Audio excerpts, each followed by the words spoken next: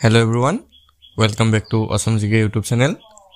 বন্ধুসকল আজিৰ ভিডিঅ'টোত আমি SSC GD এক্সাম 2023-2024 বৰ্ষৰ বাবে প্ৰয়োজন হোৱাকৈ কেইটামান ইণ্ডিয়ান হিষ্ট্ৰী অতিকৈ গুৰুত্বপূৰ্ণ প্ৰশ্ন আলোচনা কৰিবলৈ ওলাইছো। আজিৰ ভিডিঅ'টোত আমি আছামিজ আৰু ইংলিছ এই দুইটা ল্যাঙ্গুৱেজত আপোনালোকৰ কোৱেশ্যনসমূহ ডিসকাস কৰিবলৈ চেষ্টা কৰিম।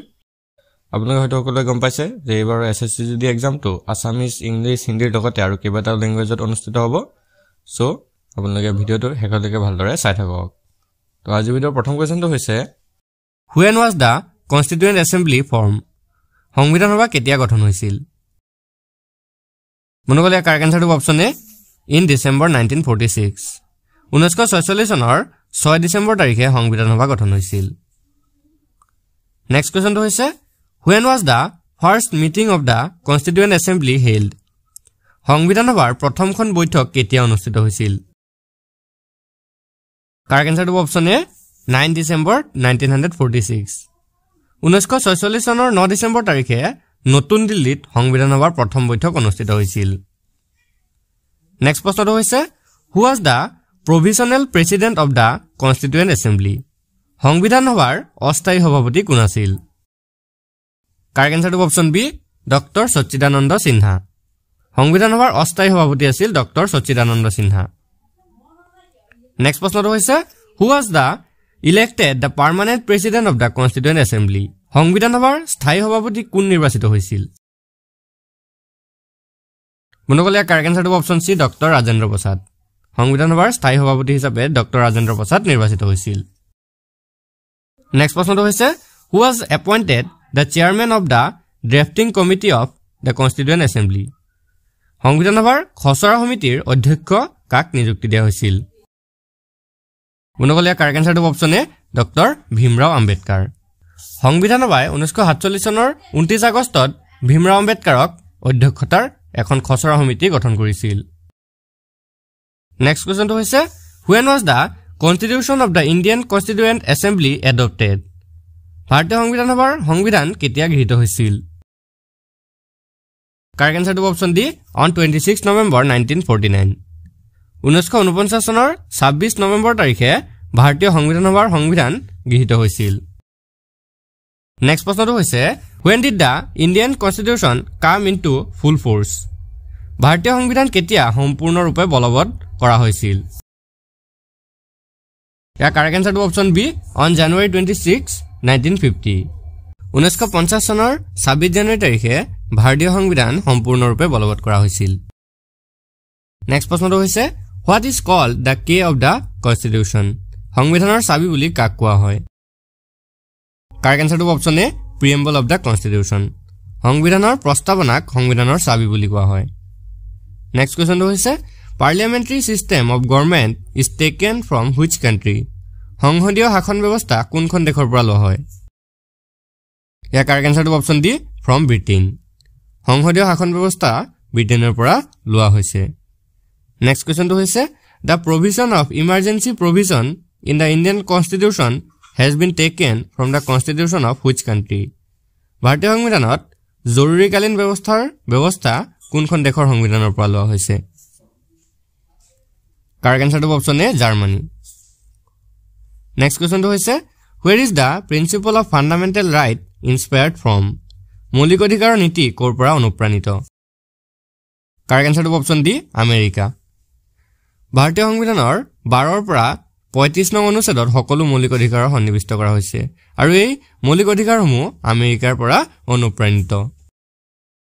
নেক্সট কোৱেশ্যনটো হৈছে Who among the following was the chairman of the Union Constitution Committee of the Constituent Assembly? তলত উল্লেখ কৰা সকলৰ ভিতৰত কোন সংবিধান সভাৰ কেন্দ্ৰীয় সংবিধান সমিতিৰ অধ্যক্ষ আছিল? ইয়াৰ কাৰেক্ট আনসাৰটো অপচন সি জৱাহৰলাল নেহৰু। জৱাহৰলাল নেহৰু কেন্দ্ৰীয় সংবিধান সমিতিৰ অধ্যক্ষ আছিল। নেক্সট কোৱেশ্যনটো হৈছে What type of citizenship does the Indian Constitution provide? ভাৰতীয় সংবিধানে কেনে ধৰণৰ নাগৰিকত্ব প্ৰদান কৰিছে? কাৰেক্ট আনসাৰটো অপচন এ সিংগল সিটিজেনশিপ। বন্ধুসকল ভাৰতীয় সংবিধানে একক নাগৰিকত্ব প্ৰদান কৰিছে। নেক্সট কোৱেশ্যনটো হৈছে In which part of the Indian Constitution are fundamental right mentioned? ভাৰতীয় সংবিধানৰ কোনটো অংশত মৌলিক অধিকাৰৰ কথা উল্লেখ আছে?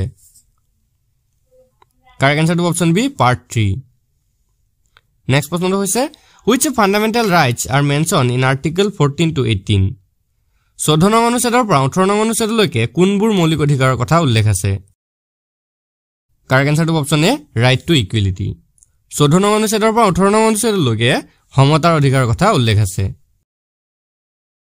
নেক্সট কোৱেশ্চনটো হৈছে directive principle of the policy have been kept in which part of the constitution সংবিধানৰ কোনটো অংশত নিৰ্দেশনামূলক নীতি সন্নিৱিষ্ট কৰা হৈছে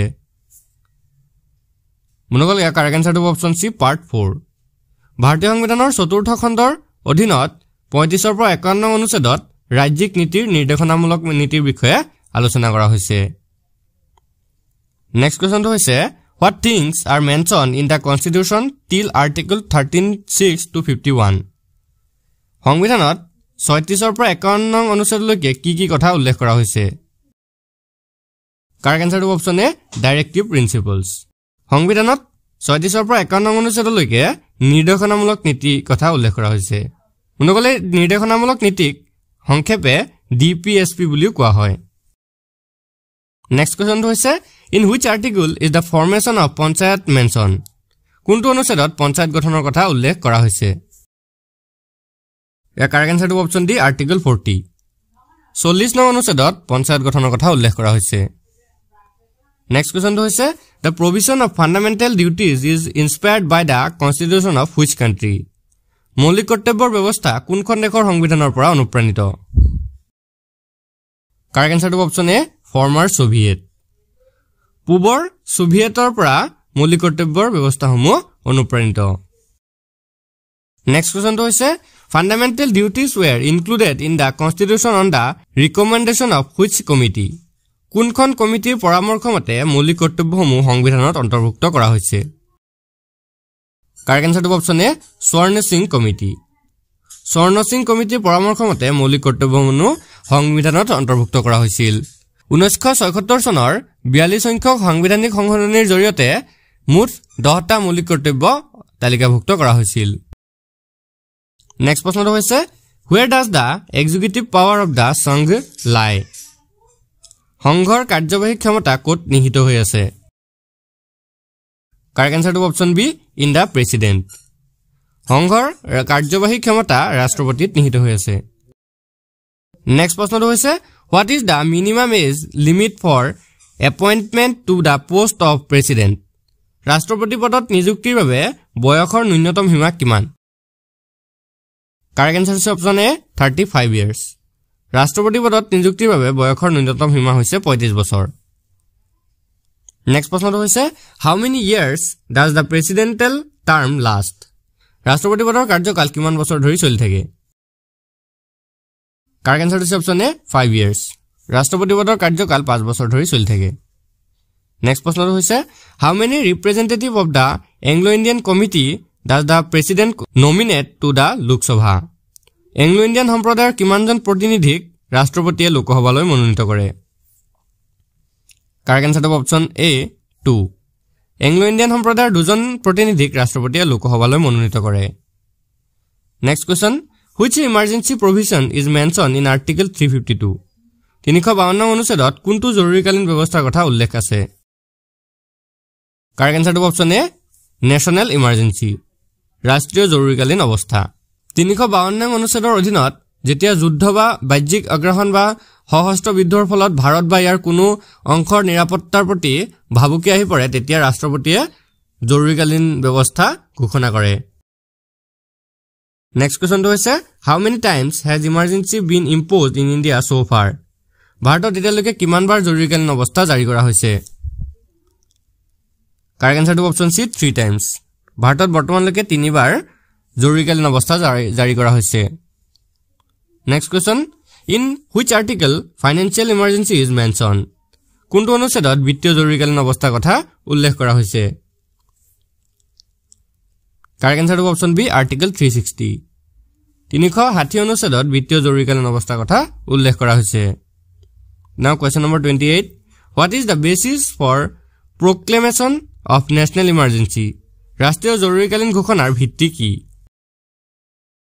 কাৰেক্ট আনসাৰটো option D all of these ওপৰৰ আটাইকেইটা ৰাষ্ট্ৰীয় জৰুৰীকালীন ঘোষণাৰ ভিত্তি নেক্সট কোৱেশ্চনটো হৈছে how many times has financial emergency been imposed in India ভাৰতত কিমানবাৰ আৰ্থিক জৰুৰীকালীন অৱস্থা জাপি দিয়া হৈছে কাৰেক্ট এনসাৰটো অপচন ডি নেভাৰ অনুগল বৰ্তমানলৈকে ভাৰতত এবাৰো আৰ্থিক জৰুৰীকালীন অৱস্থা জাপি দিয়া নাই আজি ভিডিঅ শেষৰ কোৱেশ্চনটো হৈছে which of the following prime minister had resigned before the vote of confidence in the Lok Sabha লোকসভাত আস্থা ভোটৰ পূৰ্বে তলৰ কোনজন প্ৰধানমন্ত্ৰীয়ে পদত্যাগ কৰিছিল কাৰেক্ট এনসাৰটো option C CH Charan Singh লোকসভাত আস্থা ভোটৰ পূৰ্বে চৌধুৰী চৰণ সিঙে পদত্যাগ কৰিছিল বন্ধুসকল আজি ভিডিঅটো আপোনালোকৰ বাবে ইনফৰমেটিভ হলে ভিডিঅটো এটা লাইক কৰি দিব আৰু এনে ধৰণৰ আগন্তুক যিকোনো পৰীক্ষাৰ বাবে ভিডিঅ' পাবলৈ আমাৰ চেনেলটো সাবস্ক্ৰাইব কৰি কাষত থকা বেল আইকনটো দবাই দিব ধন্যবাদ